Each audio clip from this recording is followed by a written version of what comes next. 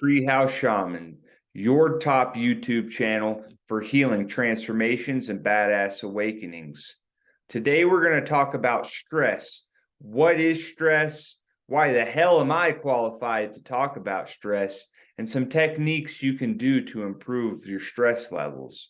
But first, I want to apologize to you all as we are transitioning from neural transformations to the Treehouse Shaman.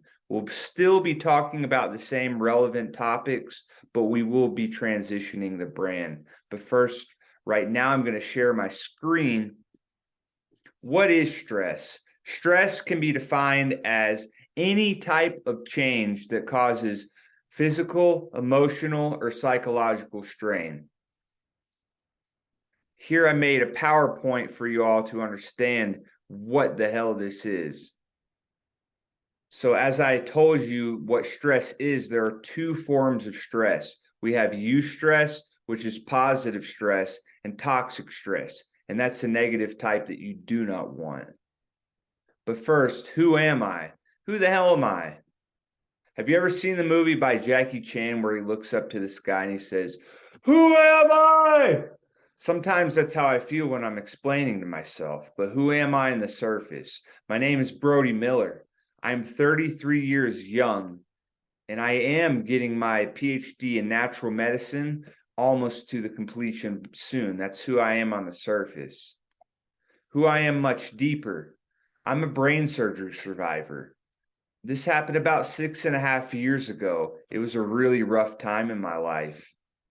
I had a cavernous malformation, which is essentially a benign brain tumor that was leaking blood into the rest of my brain. It was located in the prefrontal cortex, which I'm going to talk to you more about.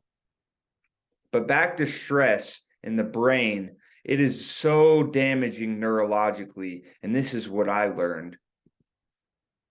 A little basic brain science for you all.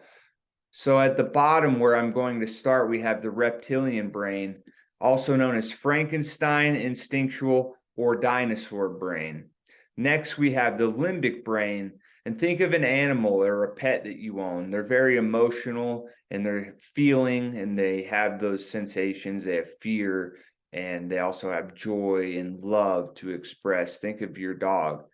And as we move up, as the brain developed, we have the neocortex, which is the rational or thinking brain, or also known as Einstein's brain. And my malformation was in this area. And so when stress occurs, guys, blood flow travels from our rational or thinking brain down to the limbic brain, but even more so, blood flow travels to the instinctual brain. And that causes us to be very impulsive, erratic, and negative. Its only job is to keep us alive. Here we have the sympathetic and parasympathetic response that occurs in our body with the stress. For example, the sympathetic is basically our fight, flight, or freeze response that I've been talking to you about. But we also have the parasympathetic nervous system, which is our relaxation response. Look at the difference. As you can see, when we have stress, pupils dilate. When we are relaxed, pupils constrict. I'm not going to go through the entire list with you all, but just see when we're stressed, look at how saliva production decreases, mucus production decreases, increase in heart rate, arteries constrict. Our guts get messed up, right? Decreased mobility, decreased ability to urinate, which is good because if we were being chased by a monster, we would not need to be taking a piss at that time. Also increased sweating, of course, and other factors, so on and so forth. Here's even a little more in-depth to what occurs with a stress response, particularly in the brain.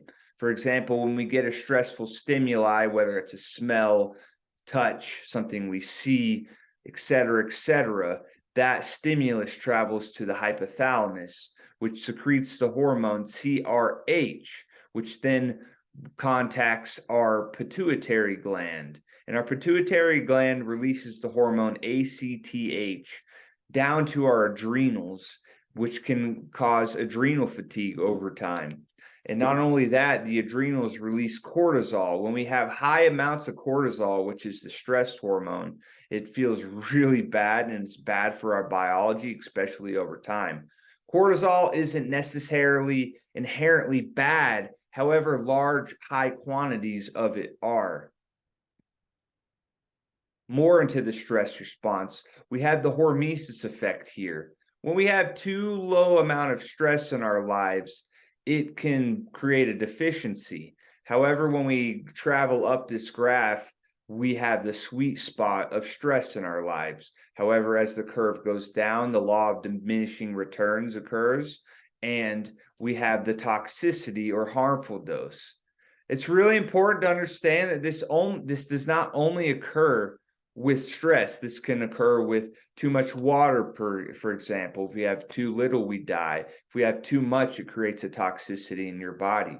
Exercise, sleep, etc., etc. Too much of anything can be very damaging and harmful for us. So what can you do?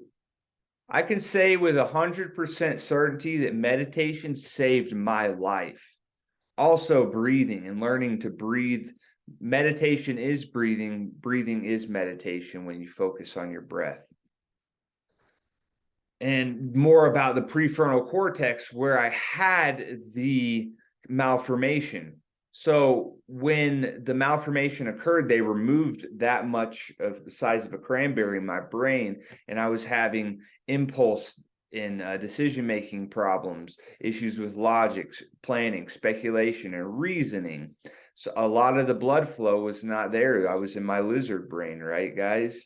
I needed to get blood flow, and that's what meditation will do. Meditation will breathing will bring blood flow into your genius brain, your Einstein brain. And even more exciting, brain scans show that only 56 days of meditation, that the physical structure of your brain will change.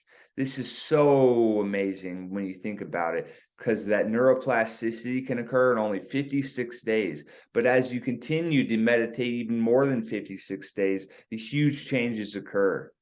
Think about my story. About 6 years ago, if you had spoken to me, I would have had difficulty completing even the most basic sentences. And now neuroplasticity has occurred, and I'm beginning to become a paid public speaker. It's amazing what can happen with little changes, everyone. But thank you so much for tuning in. Make sure to check our podcast out, Into the Mirror, where we talk about awesome, relevant topics. And thank you for your support. We got a lot of huge things going on. We're creating an online global community, and a course is on the way. So stay tuned, and we will see you on the next one.